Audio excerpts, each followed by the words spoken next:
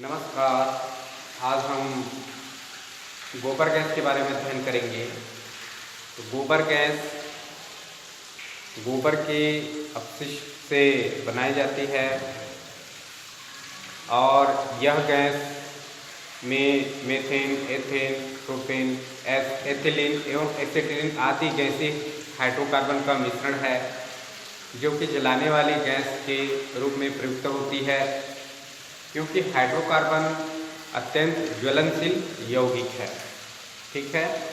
गोबर गैस संयंत्र में गोबर को एक वायुरोधक बिंदु कुएं या पाचक में भरकर वायु की अनुपस्थिति में उसका अपघटन कराया जाता है। फलस्वरूप प्राप्त ज्वलनशील गैसीय हाइड्रोकार्बन के मिश्रण को नलियों में प्रवाहित कर चूल्हे जलाए या रोशनी करने में उपयोग किया जाता है। जैसे ये गोबर गैस टैंक है, बायोगैस संयंत्र, तो ये इनलेट टैंक है। ठीक है। और ये 100 mm का ये ऐसी पाइप है और ये डिस्चार्जेबल पिट बोलते हैं, डिस्चार्ज पिट है। इसी प्रकार ये आउटलेट टैंक है 100 mm का और ऐसी पाइप है ये। ठीक है। ये खाना जो टैंक बना हुआ है, यहाँ गोबर अपशिष्ट को यहाँ भर करके इसमें प्रवाहित की जाती है और प्रवाहित करने पर यहाँ से गैस उत्पन्न होती है, जिसको गैस आउटलेट जो पाइप है इसके द्वारा गैस चूल्हे तक ले जाई जाती है और ये गैस होल्डर है। ठीक है। तो इस प्रकार से गैस बायोगैस संयंत्र बना हुआ है। गोबर गैस संयंत्र के लिए स्थान का चुनाव इस प्रकार कर सकते हैं कि जमीन समतल व ऊंचे स्थान पर होनी चाहिए। गोबर गैस है वो गैस संयंत्र के स्थान है वो गैस के प्रयोग करने की जगह से करीब 50 मीटर से कम दूरी पर होनी चाहिए। संयंत्र पशुपाला जो है या पशुशाला है के नज़दीक होनी चाहिए। संयंत्र के पास ही खाद फीड के लिए स्थान उपलब्ध होनी चाहिए, जिसमें कि गैस प्राप्त करने के बाद का बचा गोबर है वो एकत्र किया जा सके। गोबर में पानी की आवश्यक मात्रा मिलाने हेतु संयंत्र के पास ही पानी की उचित व्यवस्था होनी चाहिए। संयंत्र को पेयजल के कुएं या पंप के लगभग 10 मीटर की दूरी पर लगानी चाहिए। संयंत्र किसी मकान की दीवार से सटा हुआ नहीं होनी चाहिए। संयंत्र के नीचे की जमीन मजबूत होनी चाहिए, जिससे संयंत्र के बैठने का खतरा भी ना हो। तो इस प्रकार बायोगैस संयंत्र लगाने का स्थान चुनना चाहिए। गोबर गैस है, ये गोबर गैस संयंत्र का उचित रखरखाव हेतु कुछ सुझाव है। इसमें गोबर गैस संयंत्र के रखरखाव के लिए पहला दृश्य है, सर्वप्रथम गैस संयंत्र के डाइजेस्टर में पानी भरकर जांच कर लें कि डाइजेस्टर कहीं से लीक तो नहीं है। अगर ऐसा हो तो लीकेज रोकने का प्रबंध करें। ये डाइजेस्टर है, इसको जांच कर लेनी चाहिए, इसमें कोई लीक तो नहीं है। गैस ड्रम को सेंट्रज गाइड पाइप पर सावधानी से उतारें।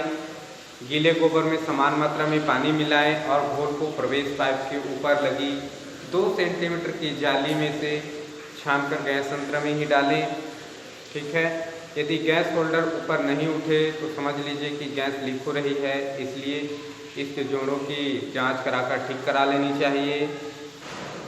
जब भी डाइजेस्टर को खाली करना हो तो बाल्टियों से गोबर के घोल को बाहर निकालें। किसी भी व्यक्ति को डाइजेस्टर के अंदर नहीं उतरनी चाहिए। गैस को कभी भी नहीं सूंघना चाहिए। एक और है, इसमें समय पर गैस पाइपों में भरे पानी को जरूर निकालें, अन्यथा चूल्हे तक गैस नहीं पहुंचेगी, वह गैस अच्छी तरह से नहीं जलेगी। ये भी है। इसके बाद देखते हैं इसका कुछ महत्व है।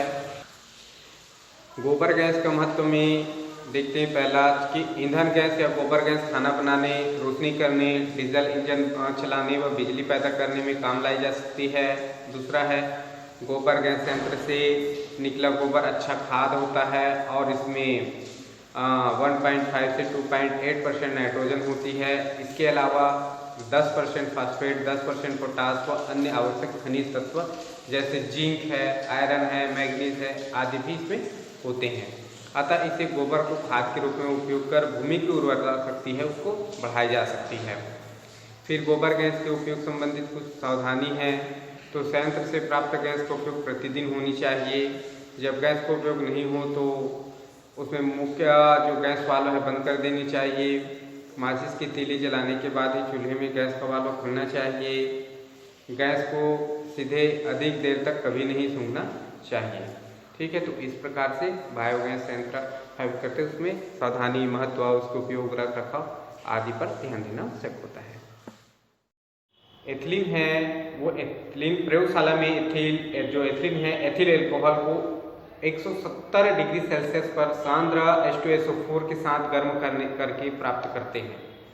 जैसे एथिल एल्कोहल है C2H5OH plus H2SO4 100 degree Celsius ताप पर गर्म करने पर वो C2H5HSO4 प्लस H2O बनता है। यहाँ से C2H5HSO4 को 160 से 170 डिग्री सेल्सियस ताप पर गर्म करते हैं तो C2H4 प्राप्त होते हैं, एथिलीन प्लस H2SO4 अलग हो जाता है। ठीक है, तो इस प्रकार इसको समीकरण है इसका जो प्रयोग विधि है, एक गोल पेंदे के फ्लास्क में 50 मिलीलीटर C2H5OH तथा 100 ml सांद्र H2SO4 लेते हैं। इस मिश्रण में 0.8 ग्राम Al2SO4 एल्युमिनियम सल्फेट तथा 50 ग्राम रेत भी मिला देते हैं। अब फ्लास्क में एक थर्मामीटर और एक निकास नली तथा एक थिसिल कीप जोड़ देते हैं। थिसिल कीप से बूंद बूंद H2SO4 व C2H5OH और H2SO4 का जो मिश्रण है उसको गिराते हैं। फ्लास्क को बालू उष्मक पर 170 डिग्री सेल्सियस ताप पर गर्म करते हैं तो फ्लास्क में एथिलीन गैस के साथ कार्बन डाइऑक्साइड यानी CO2 C2H5OH के ऑक्सीकरण से तथा SO2 H2SO4 के ऑक्सीकरण से भी अशुद्धियों के रूप में क्या हो जाता है, अब वो बनती है और ये अशुद्धियाँ सोडियम हाइड्रोक्साइड विलय में अवशोषित हो जाती है तथा शुद्ध C2H4 गैस में पानी के विस्थापन से गैस जार पर एकत्र हो जाती है। तो इस प्रकार एथिलीन को तैयार की जाती है। ये प्रयोगशाला में एथिलीन का बनाना है।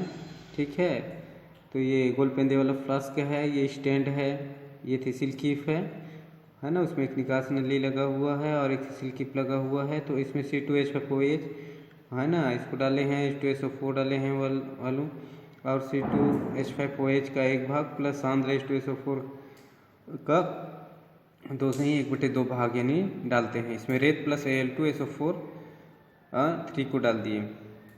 फिर H2SO4 यहाँ आया, यहाँ से ये निकास नली के माध्यम से NOH अलग हुआ, यहाँ से निकास नली के माध्यम से एथिलीन गैस है वो गैस जार में एकत्रित हो जाती है।